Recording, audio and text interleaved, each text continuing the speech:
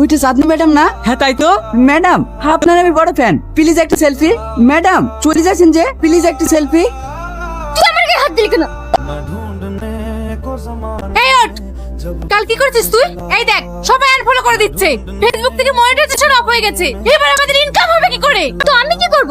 Public প্লেসে খারাপ ব্যবহার করেছে তাই ওকে মেরেছি। মেরেছে খুব ভালো করেছো, এবার শ্বশুর বাড়িকে দাসত্ব করে করো গা। আমি আর তোমাকে এই বাড়িতে রাখতে পারবো না। এসব তুমি কি বলছো মা?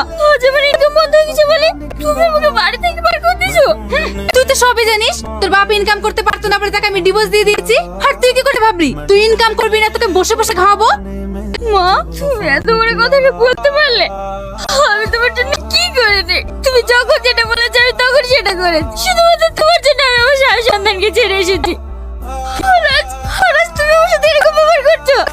ঠিক আছে আমি আর এই বাড়িতে থাকবো না, আমি আমার স্বামীর কাছে চলে যাবো। তুমি থাকো, তোমার অকার নিয়ে থাকো। নাও বাবু। নামে এক সৈনিকের স্মৃতিকে কেন্দ্র করে স্থানটির নাম মিরসরাই হয়ে ওঠে। যদিও এসব কাহিনীর নির্ভরযোগ্য ঐতিহাসিক প্রমাণ সীমিত, তবুও স্থানীয় ইতিহাস ও লোককথায় এগুলো আজও সমানভাবে প্রচলিত। প্রশাসনিক ইতিহাস।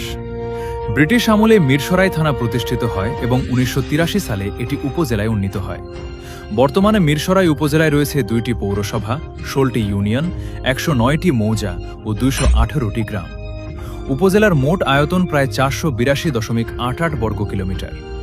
সরকারি তথ্য অনুযায়ী এখানে প্রায় 264টি সাধারণ ও ধর্মীয় শিক্ষা প্রতিষ্ঠান রয়েছে।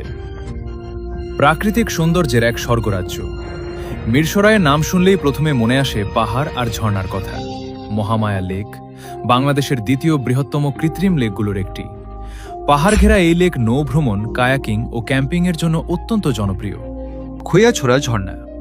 প্রায় 12টি ধাপে নেমে আসা এই ঝর্ণাটি বাংলাদেশের অন্যতম সুন্দর ও জনপ্রিয় ঝর্ণা। নাপিত